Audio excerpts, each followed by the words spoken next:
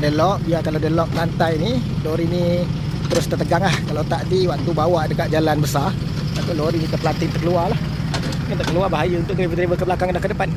Dan walaupun tak berapa jauh, mungkin dalam setengah jam atau 40 minit, tapi keselamatan harus diutamakan korang. Okey, lori atau lori korang Ingat kalau lori rosak, lori lain juga bawa dia keluar.